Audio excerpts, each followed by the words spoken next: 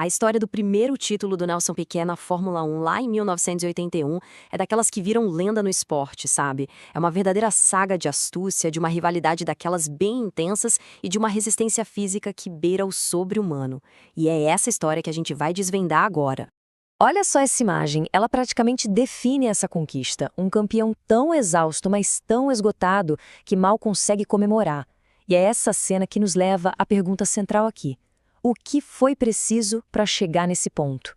Um misto de glória máxima e colapso total. Para entender essa história, nossa análise vai seguir 6 atos. A gente começa pelo final dramático, depois conhece os rivais e a máquina inovadora por trás do Piquet, acompanha a perseguição implacável durante a temporada, vê o cenário bizarro da corrida final e, por fim, entende o sacrifício que forjou esse campeão.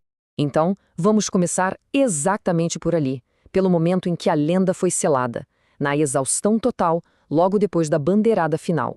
Tentem imaginar a cena. O Piquet cruza a linha de chegada, garante o título mundial e simplesmente apaga. Ele não tem mais força nenhuma para sair do cockpit. São os mecânicos que precisam tirar ele de lá. Foi a vitória da vontade sobre o corpo. Um testemunho do preço físico extremo que um campeonato pode cobrar. Mas para entender como ele chegou nesse ponto, a gente precisa voltar um pouco e conhecer os dois grandes protagonistas dessa batalha épica de 1981. De um lado, Nelson Piquet. Ele não era só um piloto, sabe? Era quase um engenheiro, passava horas com os mecânicos, obcecado em extrair até a última gota de performance do carro. Do outro, o argentino Carlos Reutemann, da toda poderosa equipe Williams. Ele começou a temporada de uma forma avassaladora, construindo uma liderança que, olha, muita gente já dava como certa, era o favoritaço. Só que o Piquet tinha uma arma secreta, uma máquina brilhante e, digamos, bem controversa, que ia mudar completamente o rumo do campeonato. E o nome dessa mágica era suspensão hidropneumática. Ela foi projetada pelo lendário Gordon Murray e era o coração do carro do Piquet, a Brabham BT49C. E como a gente vai ver, ela era bem mais esperta que as regras da época. O mais genial aqui é como essa suspensão funcionava. Pensa só, na vistoria com o carro parado, ele tinha a altura mínima que o regulamento pedia. Tudo certo. Mas na pista, em alta velocidade, a pressão do ar comprimia o sistema e baixava o carro, criando um efeito solo massivo. Isso literalmente colava o carro no asfalto, permitindo que o Piquet fizesse curvas em velocidades que os outros só podiam sonhar. Era uma genialidade. Ali, no limite do regulamento. Armado com essa habilidade toda e essa máquina genial, o Piquet começou uma das maiores recuperações que a Fórmula 1 já viu. A liderança do Reutemann parecia inalcançável, mas o Piquet adotou uma estratégia paciente e ao mesmo tempo implacável. Ele não precisava ganhar tudo de uma vez. Foi como a gente diz, comendo pelas beiradas. Corrida a corrida, ponto a ponto, diminuindo a diferença para o rival. E aqui estão os momentos-chave dessa virada. Ele venceu na Argentina, um golpe psicológico pesado no território do Reutemann, conquistou vitórias super importantes na Alemanha e na Itália. A cada corrida, a pressão em cima do argentino só aumentava, até que, bom, tudo se resumiu ao confronto final em Las Vegas.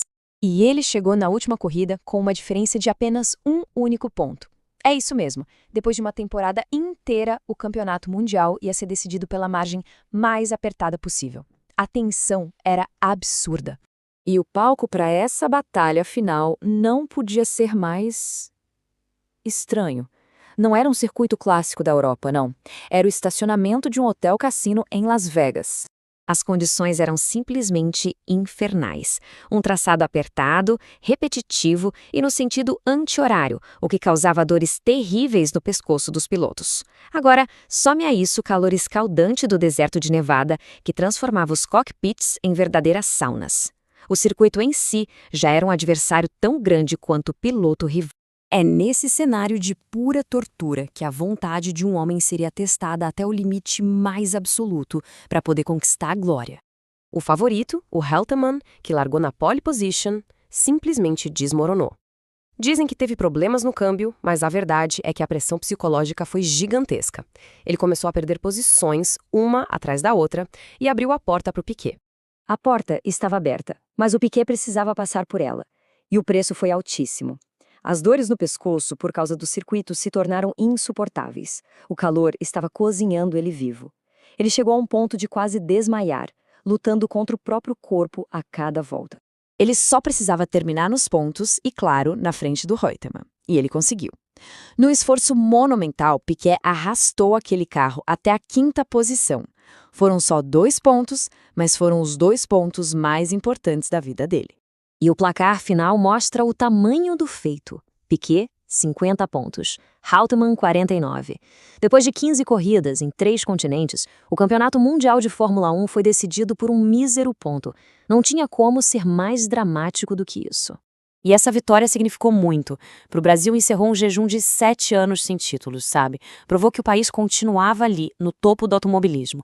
E claro, vencer um rival argentino numa disputa tão acirrada teve um sabor especial, quase de final de Copa do Mundo. Foi um momento de orgulho nacional imenso. No final das contas, não existe frase que resuma melhor o que aconteceu naquele dia. Não foi só uma vitória de velocidade ou de engenharia. Foi o trunfo da vontade sobre a dor. A prova de que, às vezes, para ser campeão, é preciso ir muito além de todos os limites que alguém possa imaginar.